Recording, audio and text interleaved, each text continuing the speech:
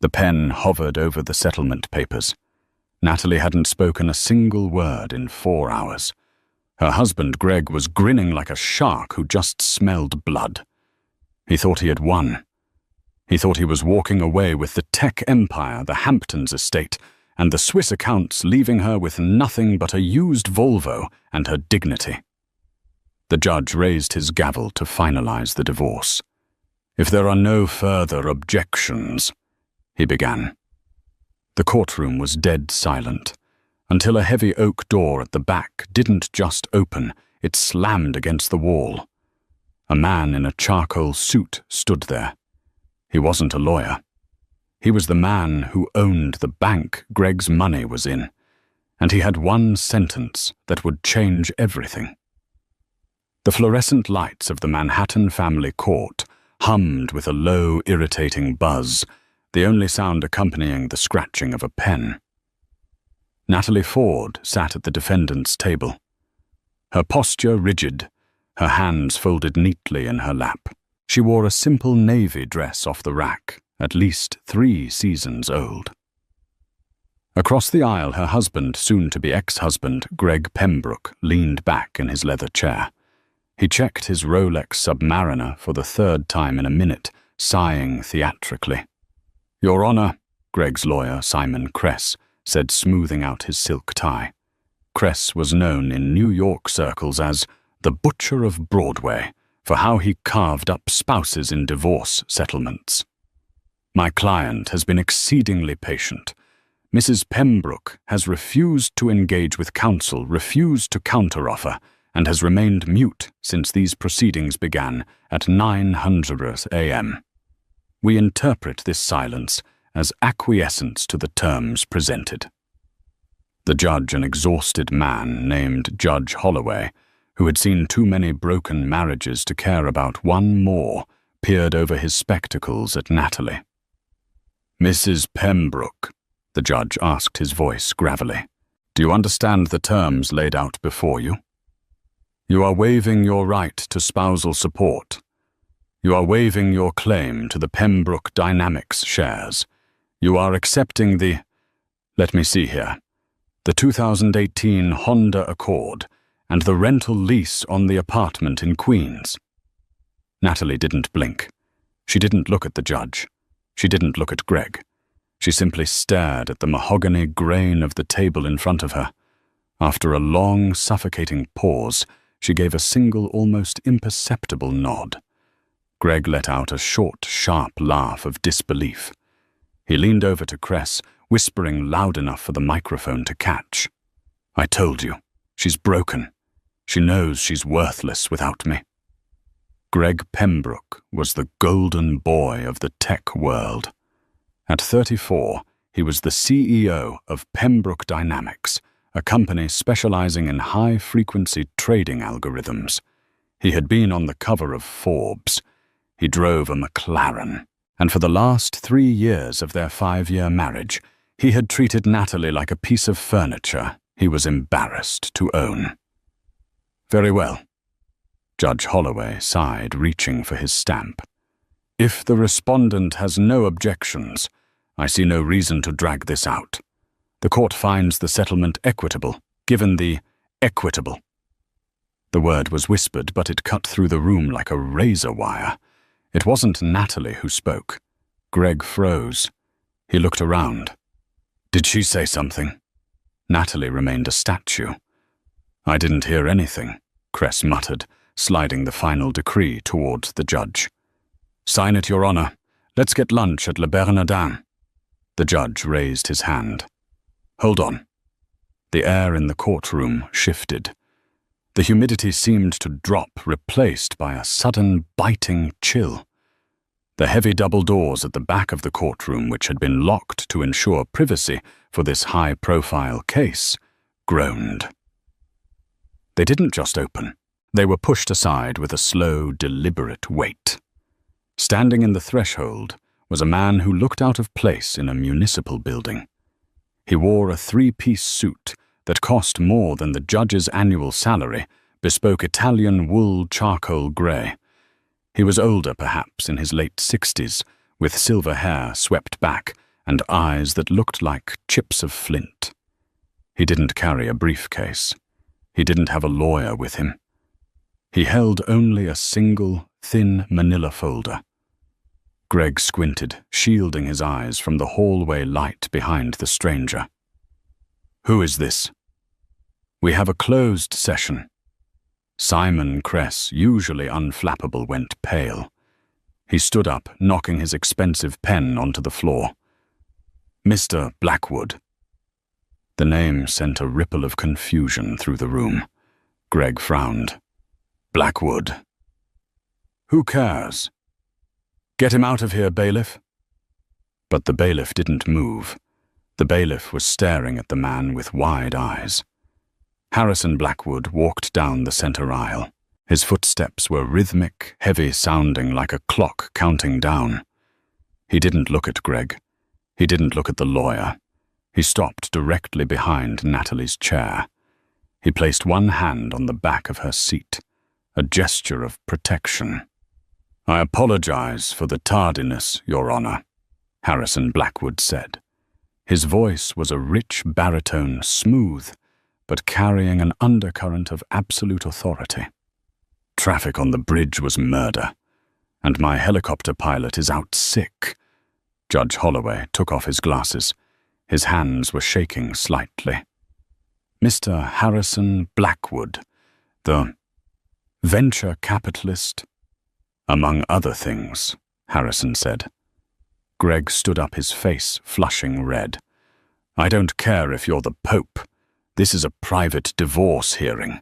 You have no standing here. Get out before I have you arrested for trespassing." Harrison finally looked at Greg. It was the way a lion looks at a limping gazelle, with bored curiosity. "Mr. Pembroke, you're Greg Wright, the visionary behind Pembroke Dynamics." "Damn right I am," Greg snapped, adjusting his jacket. "And I'm about to be a single man with $1 billion valuation. So whatever investment pitch you have, save it for my secretary." Harrison smiled. It wasn't a nice smile. $1 billion valuation. Interesting number. Is that based on the Q3 earnings report you filed with the SEC last week? Greg's arrogance faltered for a split second. "Yes. Public record." "What of it?" Harrison opened the thin manila folder. He pulled out a single sheet of paper and slid it across the aisle. It stopped perfectly at the edge of Greg's table. "That's odd," Harrison said softly. "Because according to the real owner of the intellectual property, Pembroke Dynamics is built on—" "You don't own the algorithm, Greg. You're essentially leasing it. And the lease expired." Harrison checked his Patek Philippe watch.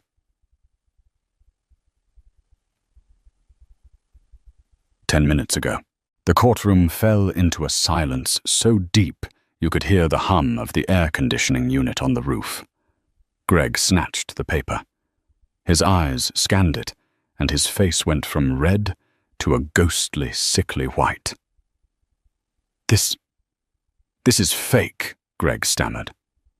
"This is a forgery. The Core X algorithm is mine. I wrote it in my dorm room." "Did you?" Harrison asked. He turned his gaze down to Natalie. For the first time all morning, Natalie moved. She slowly lifted her head. The meek, broken housewife facade didn't crack. It simply evaporated. Her shoulders straightened.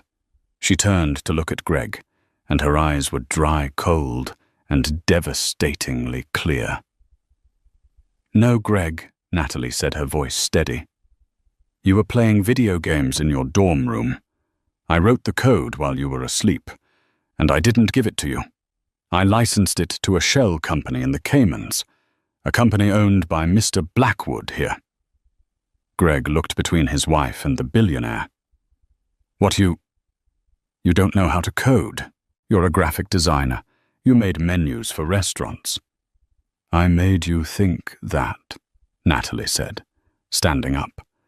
She looked taller now. "Because I loved you, and I didn't want my wealth to intimidate you. But you didn't just take the money, Greg. You took my life. You cheated. You lied. And you tried to leave me with nothing. She turned to Harrison Blackwood. Uncle Harrison, is the car waiting? Greg's jaw dropped. Uncle, Harrison Blackwood offered Natalie his arm. It is, my dear. The Rolls is out front. Wait, Simon Cress shrieked, scrambling for his papers. Your Honor, we object. This is an ambush. Material evidence withheld. Harrison turned back, his hand on the courtroom door. It's not withheld, Mr. Cress. It was in the prenup. There was no prenup, Greg screamed. We never signed one. You didn't, Harrison corrected. But the corporation you signed your employment contract with did. Clause 14, Section B. In the event of moral turpitude or infidelity, all intellectual property rights revert to the primary shareholder. Harrison pointed a finger at Natalie. Her. This hearing isn't over, Judge Holloway stammered, trying to regain control. Oh, the divorce is over, Judge, Harrison said. She signed the papers. She wants nothing from him. No alimony, no house, no car. Harrison looked at Greg one last time. Because as of right now, Mr. Pembroke, you are technically unemployed and you are being sued for corporate espionage by Blackwood Holdings. I'd save that money for a criminal defense attorney, if I were you. Come, Natalie. And with that, they walked out. But the story didn't end in the parking lot. That was just the prologue. Because Greg Pembroke wasn't the type of man to lose $1 billion without a fight, and he knew something about Natalie that Harrison Blackwood didn't. The ride in the Rolls-Royce Phantom was quiet. The sound of New York City traffic was reduced to a distant hum behind the bulletproof glass. Natalie leaned back into the plush leather, closing her eyes. The adrenaline that had sustained her through the courtroom showdown was fading, replaced by a hollow exhaustion. You did well, Nat, Harrison said gently, opening a chilled bottle of water and handing it to her. Stoic, dignified. Your mother would have been proud. Natalie took the water, her hands trembling slightly. He looked so small, Harrison. When you told him about the IP rights, for 5 years he's walked around like a giant. But without the money, without the company, he's just a boy who cheated on his wife. Harrison nodded, his face hardening. Men like Greg Pembroke are built on sand. They mistake luck for genius and cruelty for strength. But we need to be careful. A man like that, stripped of his ego, he becomes dangerous. He signed the papers, Natalie said, looking out the window as they passed Central Park. It's done. The marriage is done, Harrison corrected. The war for the assets is just starting. Simon Cress is a weasel, but he's a smart weasel. He'll find a loophole. He'll argue that you commingled assets, or that the moral turpitude clause is unenforceable in New York State. Natalie turned to him. But the Cayman structure holds right, that's ironclad. It is, Harrison assured her. But Greg has allies, investors, people who have a lot of money riding on Pembroke Dynamics not collapsing, specifically the Russian consortium that bought 15% of the company last month. Natalie's blood ran cold. He let the Volkov group in. I told him not to touch their money. I told him explicitly. He didn't listen, Harrison said grimly. Greed makes people deaf. And now that the algorithm, the product they paid for, is legally yours, they aren't going to be looking for Greg. They're going to be looking for the person holding the keys. Natalie stared at her reflection in the dark window. She wasn't just a divorcee anymore. She was a target. Meanwhile, back at the courthouse, chaos had erupted. Greg Pembroke was pacing the hallway, his face a mask of sweat and fury. He kicked a trash can, sending it clattering against the wall. Passers-by gave him a wide berth. Fix this. Simon, Greg roared at his lawyer. You told me she was a nobody. You told me her family was dead, orphan from Ohio. You said Simon Kress was furiously typing on his BlackBerry. That's what her background check said. Natalie Ford, born in Dayton. Parents died in a car crash in '98. There was no mention of Harrison Blackwood. There was no mention of Blackwood Holdings. Well, clearly your background check guy is an idiot. Greg grabbed Kress by the lapels. That was Harrison Blackwood. The man owns half of Midtown. If he says he owns my algorithm, the stock price is going to zero by the time the market opens tomorrow. I have margin calls. Simon, I have the Volkov debt. Kress pushed Greg away, smoothing his suit. Calm down. Panic is expensive. We need to find the link. Why is Blackwood involved? He called her niece or something. Uncle. She never mentioned an uncle. Greg spat. She never mentioned any family. She was just quiet. Always sketching in her notebooks. I thought she was drawing flowers or some crap. Greg stopped pacing. A memory flashed in his mind. Late nights, their apartment in Tribeca. He would come home drunk from a client dinner, which usually meant cocktails with his mistress, a 22-year-old model named Chloe. He would find Natalie asleep on the sofa, a notebook open on her chest. He had never looked at the notebooks, not once. He assumed they were grocery lists or doodles. The notebooks, Greg whispered. What? Kress asked. She kept journals, dozens of them. She left them in the apartment when I kicked her out last week. She only took one suitcase. Greg's eyes widened. A twisted grin began to form on his face. She thinks she's smart. Greg said, his voice dropping to a sinister register. She played the long game, the silent partner. But she made a mistake. She left the source code behind. If those notebooks contain the original handwritten code, Kress said, his eyes lighting up, we can argue that the work was created during the marriage in the marital home, regardless of what some shell company contract says. It becomes marital property. Better, Greg said, pulling out his phone.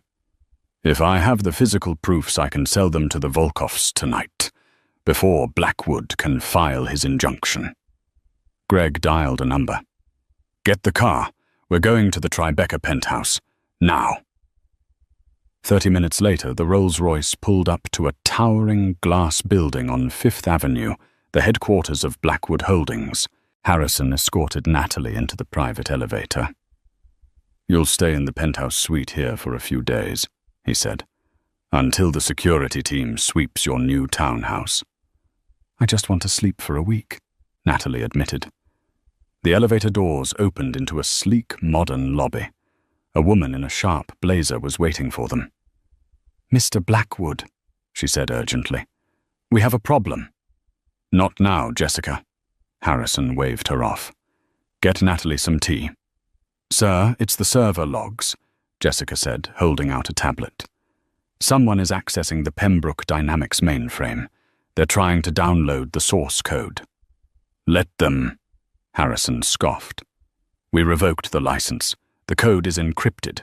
Without the key, it's gibberish. That's the thing, sir, Jessica said, her face pale. They have the key, the biometric override.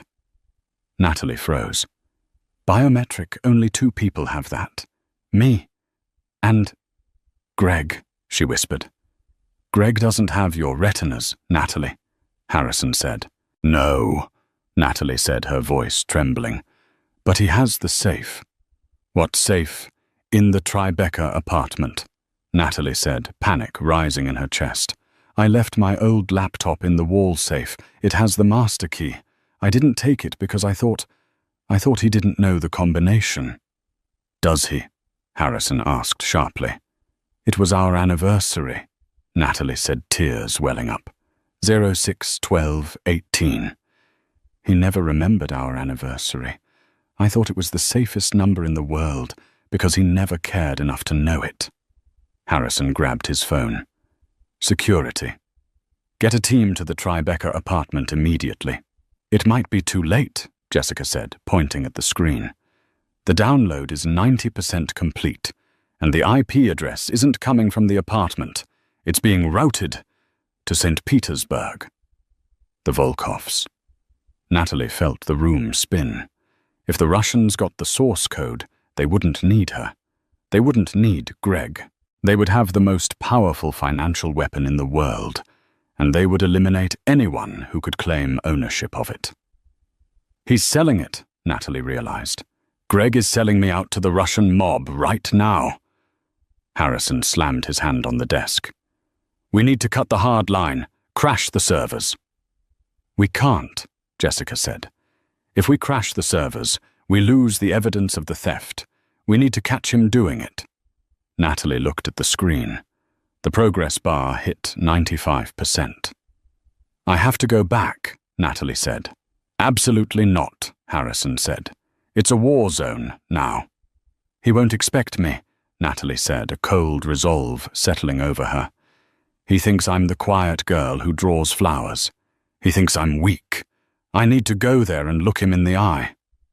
Natalie, no, Harrison warned. But she was already walking back to the elevator. She turned, and for a moment, she looked just like her uncle, Ruthless. Greg thinks he's selling a weapon, Natalie said. He doesn't know that I built a kill switch into the code. But I have to be within 50 feet of the primary router to activate it. I'm going to Tribeca. Harrison stared at her for a second, then grabbed his coat. Then I'm coming with you, and I'm bringing the gun. The elevator to the Tribeca penthouse opened directly into the living room. It was a private keycard access lift, a symbol of the exclusivity Greg Pembroke craved. But tonight, that elevator shaft was a throat, and Natalie and Harrison were the pills being swallowed whole. Harrison's security team had bypassed the lobby concierge with a flash of a badge and a subtle bribe, but up here, 70 stories above the wet streets of Manhattan, they were on their own.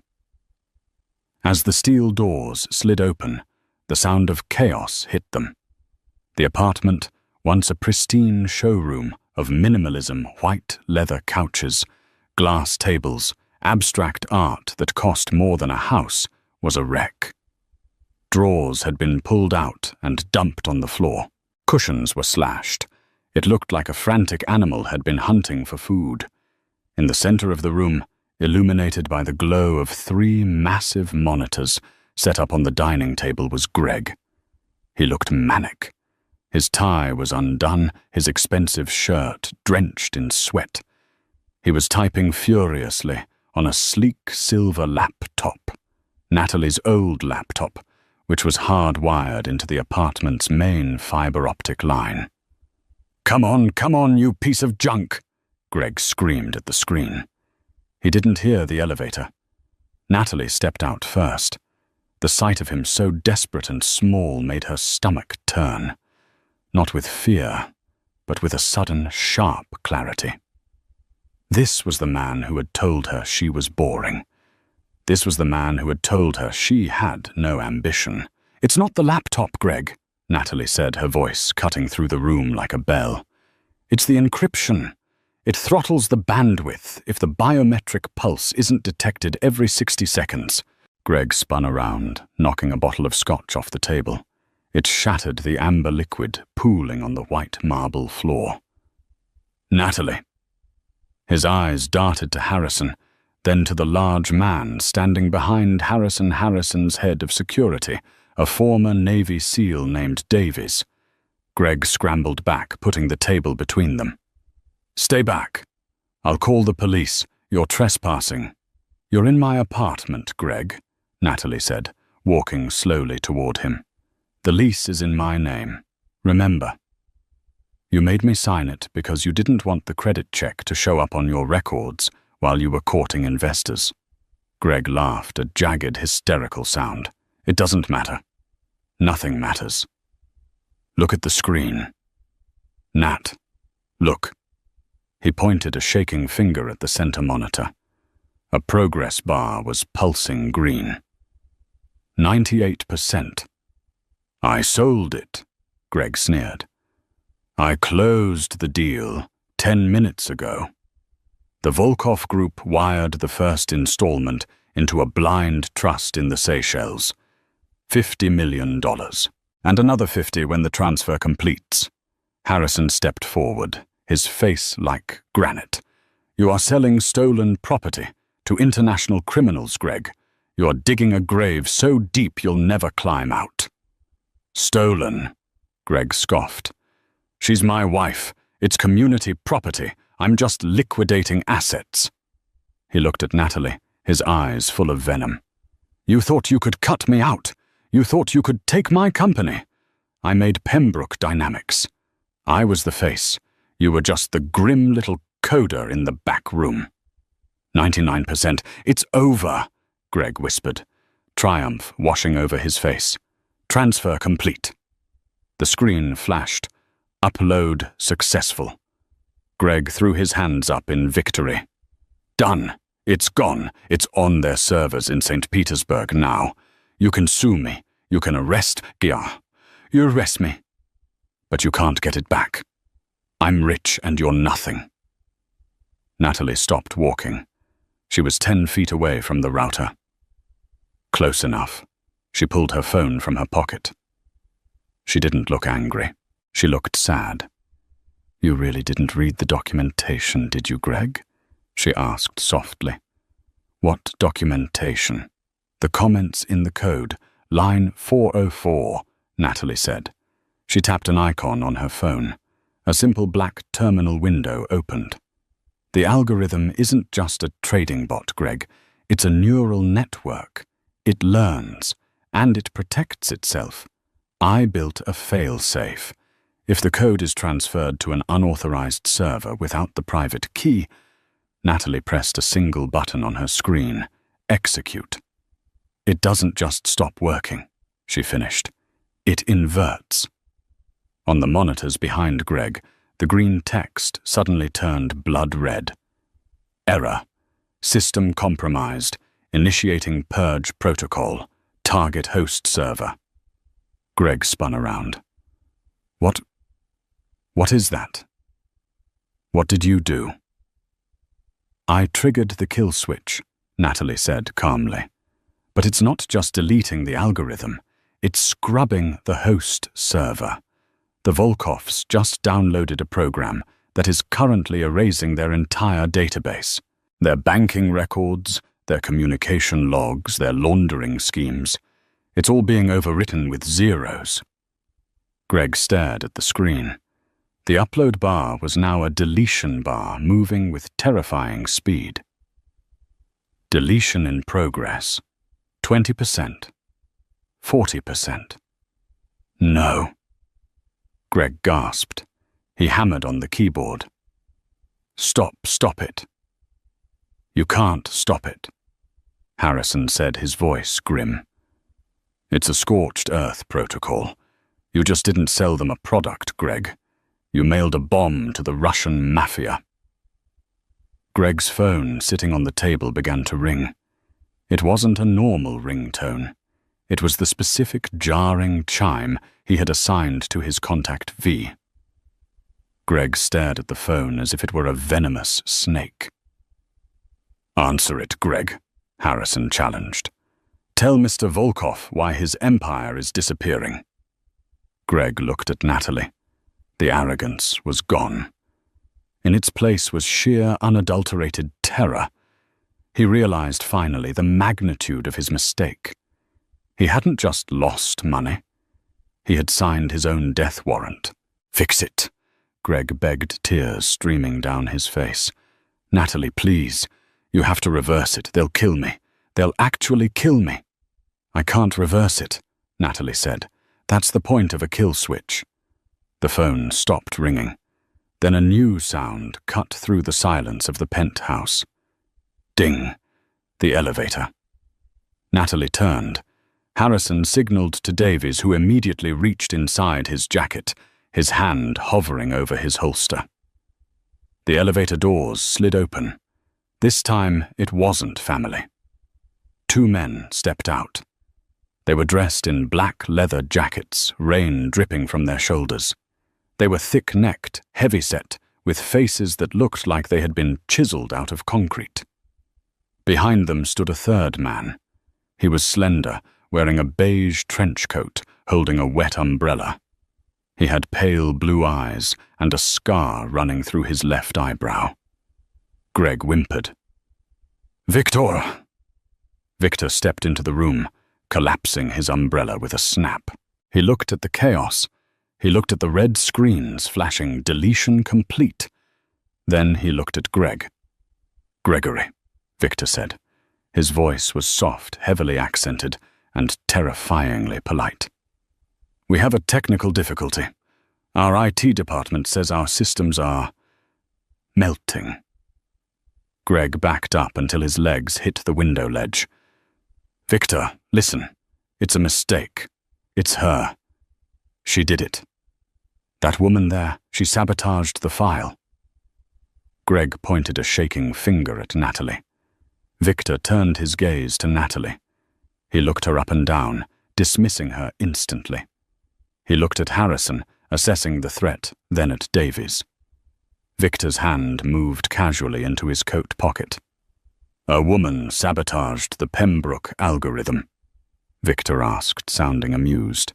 "The wife you said was, how did you put it, decoration? She's the coder," Greg screamed. "She's the genius. I stole it from her. She's the one destroying your servers. Kill her. And I can fix it, I promise." The betrayal hung in the air, thick and suffocating. Greg was offering Natalie's life to save his own skin. Harrison moved. He stepped directly in front of Natalie, shielding her with his body. Davies drew his weapon, aiming it at Victor's chest. The 2 Russian heavies instantly pulled submachine guns from under their jackets. The room became a Mexican standoff. "Nobody shoots," Harrison said, his voice calm but commanding. "Victor, I am Harrison Blackwood. You know my reputation. This man sold you stolen goods. The transaction is void. Walk away, and I won't have the FBI raiding your Brooklyn operations by sunrise." Victor smiled. It was a cold, dead smile. "Mr. Blackwood, I know you. You have much money. But money does not replace data. And Gregory here, he has cost us very much tonight." Victor looked at Greg. "But he says the woman is the key." "She is," Greg shouted. "Take her. She can reverse the code." Victor tilted his head. "Is this true, Devushka?" Natalie stepped out from behind Harrison. Harrison tried to grab her arm, but she shook him off. She walked forward until she was standing between the gunman and her ex-husband. She looked Victor in the eye, and then she spoke. "Vi kupili vozduch, Victor." You bought air, Victor. Natalie's Russian was flawless, not the Russian of a tourist, but the sharp, clipped dialect of Moscow. Silence slammed into the room harder than the thunder rattling the windows. Greg's jaw dropped. "What?" Victor's eyebrows shot up. "You speak our tongue. Moya babushka baila iz Kazani." My grandmother was from Kazan. Natalie continued, her voice steady. "And I know who you are. You are Victor the accountant Sokolov. You handle the laundering for the Eastern Seaboard. And right now, thanks to the file Greg sent you, the encryption keys for your ledger are being broadcast to a dummy server." She took a step closer to the hitman. "I didn't just delete your data, Victor. I made a copy. If anything happens to me or my uncle, that copy goes automatically to the DEA, the FBI, and Interpol." Victor's smile faded. He wasn't looking at a scared housewife anymore. He was looking at a player. "You are bluffing," Victor said, though his grip on the umbrella tightened. "Am I?" Natalie asked. "Check your phone. I just sent you a sample, the routing numbers for the Cayman accounts you use to pay off the dock workers in New Jersey." Victor pulled out his phone. He glanced at the screen. His face went grey. He looked up at Natalie with a newfound respect and a dangerous intensity. "Smart," Victor murmured. "Very smart. Gregory said you were stupid." "Gregory is a bad judge of character." Victor turned slowly to Greg. Greg was hyperventilating. "Victor, don't listen to her. She's lying. I can get you the money. I have 50 million. The 50 million has been frozen," Harrison Blackwood interjected, checking his own phone. "My bank handles the transfers for the Seychelles Trust. I flagged the transaction as fraudulent 5 minutes ago. You have nothing, Greg." Greg looked around the room. The walls were closing in. He had no money, no company, no allies. And the Russian mob was standing in his living room with machine guns. He looked at the open safe in the wall. "I won't go to jail," Greg whispered, "and I won't let you win." Greg lunged. He didn't lunge for the door. He lunged for the open safe. "Gun!" Davies shouted. Greg pulled a snub-nosed .38 revolver from the safe. He didn't aim it at the Russians.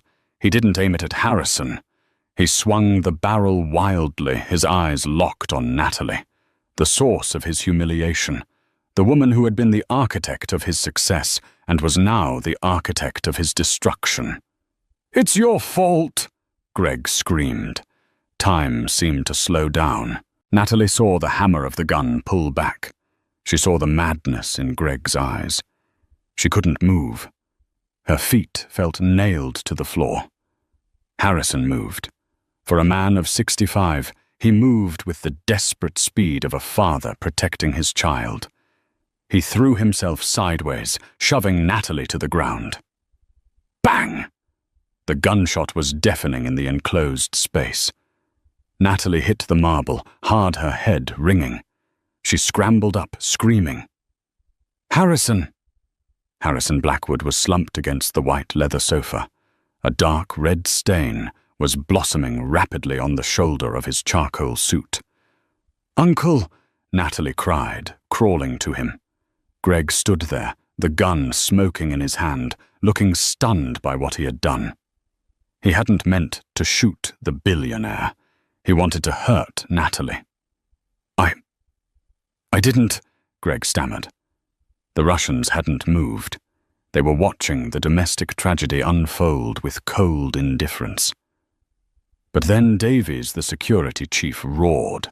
He didn't fire his weapon, too much risk of hitting Harrison. Instead, he tackled Greg. The two men crashed into the dining table. Monitors smashed to the floor. The glass table shattered. The gun skittered across the floor, spinning until it hit Victor's shoe. Victor looked down at the gun. Then he looked at Greg, who was being pinned by Davies. "We leave," Victor said to his men. "What?" one of the thugs asked. "The money." "There is no money here," Victor said, looking at Natalie, pressing her hands against Harrison's bleeding shoulder. "Only police, and they will be here in 2 minutes. Victor looked at Natalie one last time. "You have the leverage, Devushka. Keep the files safe. If you release them, then we return, and next time I do not knock." The Russians vanished back into the elevator as quickly as they had arrived. "Harrison, stay with me," Natalie sobbed, applying pressure to the wound. "Look at me."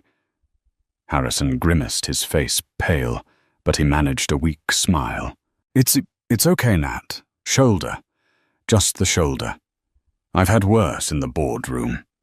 "You're going to be fine," Natalie said, her hands slick with his blood. She turned her head, her eyes searching for the man who did this. Davies hauled Greg to his feet. Greg's nose was broken blood, streaming down his face. He was limp, defeated, sobbing like a child. "Get him out of here," Natalie hissed. The sound was guttural, primal. "Get him out before I kill him myself. Police are in the lobby." Davies grunted, twisting Greg's arm behind his back. "He's done Miss Ford. He's going away for a long time. Attempted murder. Grand larceny. Fraud." Greg looked at Natalie through swollen eyes. "Nat, please." "My name," Natalie said, standing up, her dress stained with the blood of the only family she had left, "is Pembroke no longer. I am a Blackwood, and I never want to see your face again." Davies dragged Greg toward the stairs. The elevator was gone. Natalie turned back to Harrison. He was losing consciousness. "Help is coming," she whispered, stroking his forehead. "Just hold on." Harrison gripped her hand.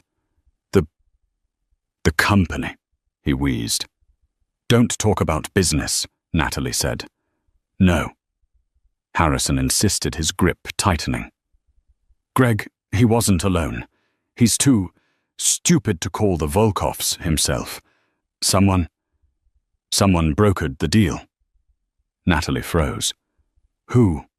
"Inside man." Harrison coughed. "Someone close to us. Trust no one." Harrison's eyes rolled back and he went limp. Harrison. Natalie checked his pulse. It was there, but faint. Sirens wailed from the street below, getting louder. The red and blue lights reflected off the rain-streaked windows, painting the ruined apartment in strobes of color. Natalie sat alone in the wreckage of her former life. Her husband was going to prison. Her uncle was dying. The Russian mafia knew her face, and somewhere hiding in the shadows was a traitor who had orchestrated it all. She looked at the shattered monitors on the floor. One screen was still flickering. It showed the email chain Greg had used to contact the Volkoffs. Natalie reached over and wiped a smear of blood off the screen. She squinted at the forwarded by field. It wasn't a name she recognized immediately. It was a handle, an alias. King Fisher. Natalie's breath hitched. She knew that name. It wasn't a business associate. It wasn't a lawyer. It was the username of her best friend from college. The woman who had introduced her to Greg 5 years ago. The woman who was currently the CFO of Blackwood Holdings. The betrayal wasn't just in the marriage. It was in the foundation. Natalie stood up. The paramedics burst through the door as they swarmed Harrison. Natalie walked to the window and looked out at the city. She was done crying. She was done hiding. She picked up Greg's fallen gun from where Victor had left it. She popped the cylinder, checked the bullets, and snapped it back into place. The billionaire in the back row had spoken. Now it was time for the wife to scream. The waiting room of Mount Sinai Hospital smelled of antiseptic and stale coffee. It was 3:00 a.m. Natalie sat in a hard plastic chair, still wearing the navy dress she'd worn to the divorce hearing 12 hours ago. It was ruined, stiff with the dried blood of the man who had raised her when the world forgot her. She hadn't spoken since the paramedics took Harrison away. Detective O'Connell, a weary-looking man with a rumpled suit, had tried for an hour to get a statement. "Mrs. Pembroke," O'Connell tried again, hovering over her with a notepad. "We need to understand the sequence of events. Your husband shot Mr. Blackwood. Was it domestic? Was it over assets?" Natalie finally looked up. Her eyes were dry and terrifyingly hollow. "My name is Miss Ford, and it wasn't domestic. It was corporate espionage gone wrong. My ex-husband was attempting to sell stolen proprietary algorithms to organized crime syndicates. Mr. Blackwood intervened. O'Connell blinked. Okay. That's a lot. And the Russians? The doorman said 4 men left in a hurry right after the shot. They were the buyers, Natalie said coldly. Viktor Sokolov. You'll find him in Brooklyn, though I doubt you have enough to hold him. He didn't pull the trigger. The detective looked uncomfortable. Ms. Ford, you seem very calm for someone who just went through this. I cried for 5 years, Detective, Natalie said, standing up. She was shaking, but not from fear. From a vibrating kinetic rage that needed somewhere to go. I'm done crying. Now if you'll excuse me, I have a company to run. You can't leave. We need to process the scene at the penthouse. Davies is there, she said, nodding to the massive security chief standing by the door. He has the security footage. It shows everything. Greg shooting Harrison, the Russians, all of it. You have your slam dunk. Now let me do my job. She walked past him before he could protest. Davies fell in step beside her. How is he really? Natalie asked quietly as they reached the elevator. Davies' stone face cracked slightly. The bullet missed the artery, but it shattered the clavicle and clipped the lung. He's in a medically induced coma. The next 24 hours are critical. Natalie closed her eyes, leaning her forehead against the cold metal of the elevator door. Trust no one, Harrison had gasped. Take me to the tower, Natalie ordered. Ms. Ford, it's middle of the night. You should rest. We have safe houses. The Tower Davies, Blackwood Holdings headquarters. Now. You think the threat is there? I know it is, Natalie said, opening her eyes. Harrison told me. The call is coming from inside the house. Blackwood Tower on 5th Avenue was a 60-story needle of glass and steel, a fortress of modern capitalism. At 4:00 a.m., the lobby was deserted, except for the night security team, who snapped to attention when Natalie walked in, flanked by Davies. She didn't look like a graphic designer anymore.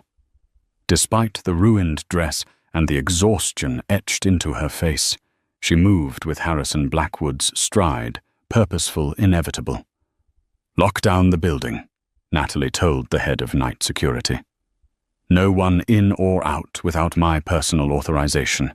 Cut the keycards for all executive staff below C-suite level. Ma'am. On whose authority? The guard asked, bewildered. Natalie held up Harrison's personal key fob, which she'd taken from his pocket in the ambulance. It was a skeleton key to the entire Blackwood empire. Mine, she said. They took the private elevator to the 58th floor executive finance. The floor was dark, silent, save for the hum of the server stacks in the climate-controlled room at the center of the floor. Natalie walked past the rows of empty cubicles to a large corner office. The nameplate on the door read, Sarah Jenkins, Chief Financial Officer. Natalie stared at the name. Sarah. They had shared a dorm room freshman year. Sarah had held Natalie's hair back when she got sick from cheap vodka. Sarah had been the maid of honor at her wedding to Greg. It was Sarah who had jokingly suggested Greg, the charismatic business major, should date Natalie, the quiet computer nerd. It was never a joke, Natalie realized, a sick feeling settling in her gut. It was a setup from day one. Davies, Natalie said softly. Bring up the internal comms logs for the last month. Filter for external IPs originating from St. Petersburg, and cross-reference them with Sarah Jenkins's terminal. Davies tapped on a tablet. A moment later, his breath hitched. Jesus, it's a constant stream. Encrypted messages, wire transfers disguised as vendor payments. It's not just the Pembroke deal. She's been funneling Blackwood capital to Sokolov's shell companies for 6 months.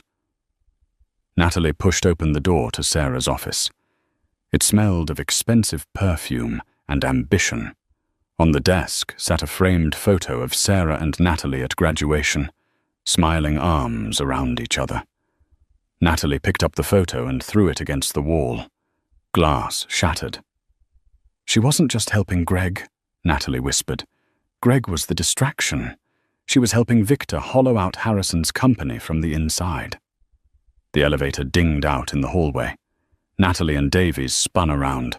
It was 4:30 a.m. No one should be here. The doors opened, and Sarah Jenkins stepped out.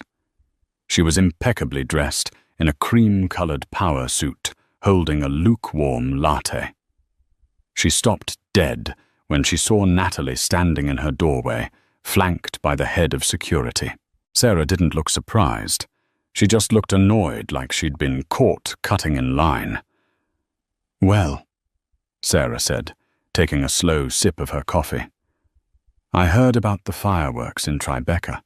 I assumed you'd be weeping at the hospital by now, Nat. You always were predictable." "And you?" Natalie said, her voice unrecognizable in its icy calmness. "Were always jealous. Hello, Kingfisher." Sarah Jenkins didn't flinch at the code name. She walked calmly into her office, stepping over the broken glass of their friendship photo without glancing down. She placed her latte on the desk and sat in her high-backed leather chair, interlocking her fingers. "Kingfisher," Sarah mused. "I always liked that handle. Efficient predator. Patience. Strikes when the water is calm." "Why, Sarah?" Natalie asked. She wasn't screaming. She felt dead inside, a numbness that was slowly being replaced by cold calculation. "Harrison paid for your MBA. He gave you this job at 30. You were family. I was the help." Sarah spat the veneer of corporate cool cracking for a second. "I was the scholarship kid you allowed into your circle. You the secret heiress pretending to be poor little orphaned Natalie. And Harrison playing the benevolent god." She leaned forward, her eyes glittering with years of accumulated resentment. "I ran the numbers, Nat. I made this company billions. And what did I get? A nice salary and a pat on the head. While Harrison planned to leave it all to you, the girl who just wanted to draw pictures and play house with that moron Greg." "So you used Greg," Natalie said. "Greg was a useful idiot. Easiest mark I ever saw. All ego, no brain. I introduced you to knowing he'd eventually try to screw you over. I just needed to wait for the right moment to wind him up and point him at Harrison's assets." Sarah laughed bitterly. "I honestly didn't think you had it in you to fight back in court today. I thought you'd fold Greg would get the IP and I'd help him sell it to Victor, and then we'd short Pembroke stock and make a killing. Simple." "But Harrison showed up," Natalie stated. "The old man always has to play hero," Sarah sneered. "But it worked out better this way. Greg is going to prison for attempted murder. Harrison is dying in a coma. And you—" Sarah pressed a button under her desk. A silent alarm. "You are trespassing on corporate property, threatening an executive after a highly traumatic night. You're unstable, Natalie. Everyone knows how fragile you were during the marriage." "You think you can spin this?" Natalie asked incredulously. "Davies has the logs. We know you're laundering money for the Russians." Sarah smiled. It was a terrifying smile, devoid of any warmth. "Davies works for Blackwood Holdings, and as of an hour ago, when the board was notified of Harrison's incapacitation, I am the acting CEO per the emergency bylaws. Davies works for me now." She looked at the massive security chief. "Davies, Ms. Ford is hysterical and dangerous. Remove her from the building. If she resists, detain her until the police arrive. We can't have her damaging company property." Davies didn't move. He looked from Sarah to Natalie, his jaw set like concrete. "Did you hear me, Davies?" Sarah snapped. Your employment contract is very specific about insubordination. Davies slowly reached into his jacket pocket. He pulled out his badge and his company handgun. He placed them gently on Sarah's desk. "I don't work for contracts, Ms. Jenkins," Davies growled. "I work for loyalty, and I was with Harrison in Kandahar before you were born. I'm with her." He moved to stand shoulder to shoulder with Natalie. Sarah's composure faltered. She looked at her phone, her thumb hovering over a speed dial. "Go ahead," Natalie challenged. "Call them. Call Victor. Tell him his inside woman just lost control of the building." "You don't know what you're playing with, Natalie," Sarah hissed, her voice dropping. "Victor isn't just a mobster. He's a broker for people you don't want to know exist. They want the Blackwood infrastructure. They want the data mining capabilities Harrison built. And they will burn this city down to get it." "They already tried to burn me down tonight," Natalie said. She reached into the pocket of her trench coat. Sarah flinched, thinking it was another gun. Instead, Natalie pulled out a small encrypted flash drive, the backup of the leverage file she had threatened Victor with in the penthouse. "You were right about one thing, Sarah," Natalie said, walking around the desk until she was looming over her former best friend. "I was fragile. I was quiet. Because I had something to lose. I had a husband I loved. I had an uncle who protected me." She leaned down, her face inches from Sarah's. "Greg is gone. Harrison might die. I have nothing left to lose, which means I have nothing left to fear." Natalie jammed the flash drive into Sarah's computer. "What are you doing?" Sarah demanded, trying to grab the laptop. Davies pushed her back into her chair. Natalie's fingers flew across the keyboard. She wasn't a graphic designer now. She was the coder who had built $1 billion algorithm in her sleep. "Victor, back off, because I threatened to release his dirty laundry to the feds," Natalie said, her eyes reflecting the blue light of the screen. "But you're worse than him. You're a traitor." She hit enter. "I'm not sending your files to the FBI, Sarah. They're too slow." On the screen, a massive data transfer initiated. "Where are you sending it?" Sarah whispered, true panic finally setting in. "The dark web," Natalie said coldly. "WikiLeaks, every major financial news outlet on the planet, and, just for fun, the unsecured inbox of Viktor Sokolov's chief rival in the Moscow syndicate." Sarah went pale. "You can't. Victor will think I double-crossed him. He'll kill me." "Then you better start running," Natalie said, pulling the drive out. "Because the upload completes in 3 minutes, and I just reactivated your building keycard. You have exactly enough time to get to the street before the news breaks that the acting CEO of Blackwood Holdings is a Russian asset." Sarah stared at her for 1 second, seeing the absolute lack of mercy in Natalie's eyes. Then she grabbed her purse and bolted out the door, the click of her expensive heels echoing down the hallway like gunfire. Natalie watched her go. She felt a profound exhaustion settle over her, but also a strange, cold clarity. She sat down in Sarah's chair, the acting CEO's chair. She looked at Davies. "We need to prepare," Natalie said. "For the police?" Davies asked. "No." Natalie turned her chair to face the window, looking out at the city lights, struggling against the pre-dawn darkness. "Sarah is burned. Victor knows I have the data. He won't send lawyers next time. He's going to send an army." She placed her hand on the desk, feeling the hum of the building beneath her. Her building. "Let them come." 3 months later. The visitation room at Rikers Island was cold, smelling of bleach and despair. Greg Pembroke sat behind the plexiglass, looking 10 years older. His head was shaved, and the arrogance that had defined his life was gone, replaced by a nervous twitch in his left eye. He picked up the phone. On the other side sat Simon Kress, his former lawyer. "Did she come?" Greg asked, his voice cracking. "Did she get my letters?" Kress shook his head, closing his briefcase. "She didn't come, Greg, and she's not coming. I was told explicitly by Blackwood's legal team that any further contact will be met with a harassment suit that will add 5 years to your sentence." Greg slumped against the wall. I just wanted to tell her I'm sorry." "It doesn't matter," Kress said, standing up. "She's not listening anymore. She's busy." Across the river, in the penthouse office of Blackwood Tower, the morning sun gleamed off the glass.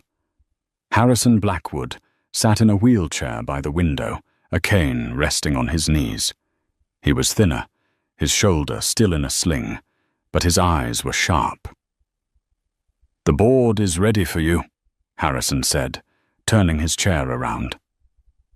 Natalie stood at the head of the massive mahogany table. She wasn't wearing the floral dresses Greg used to pick out for her. She was wearing a bespoke charcoal suit, tailored to perfection. Her hair was cut in a sharp, angled bob.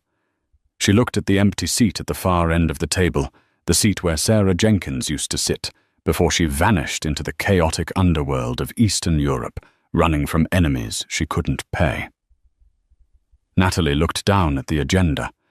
Pembroke Dynamics had been absorbed, stripped for parts, and rebuilt as a cybersecurity division of Blackwood Holdings.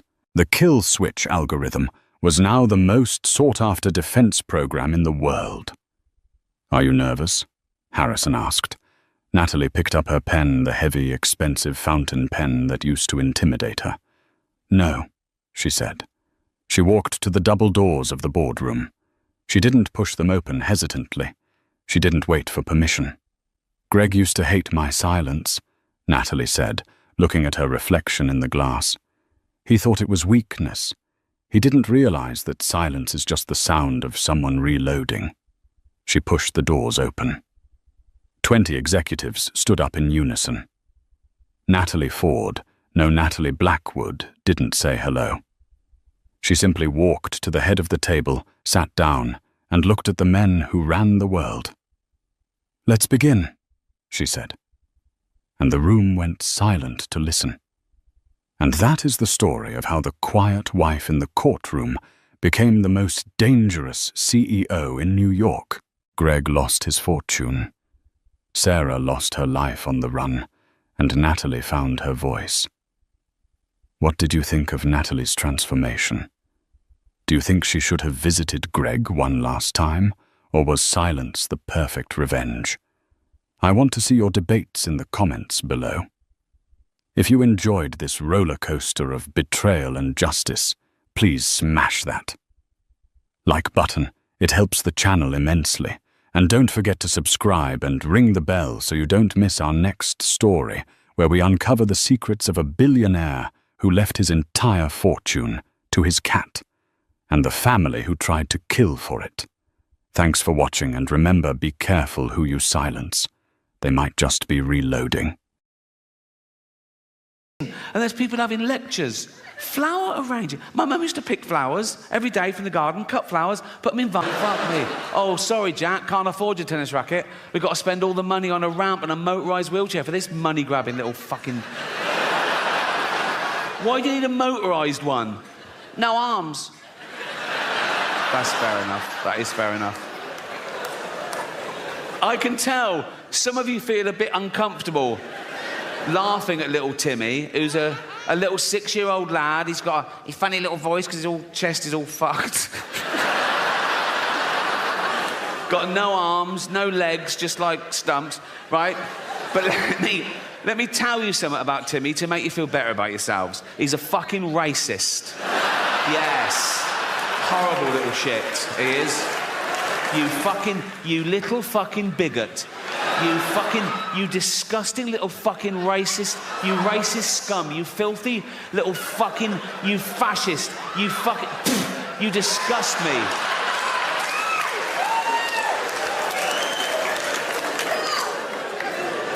Homophobic. Yeah. He's like, they're not like us. Nothing's like you disgusting little fucking, you prejudiced little piece of, you ball of hate. You disgusting little fucking racist homophobe. I wish we'd had a scan. You absolute,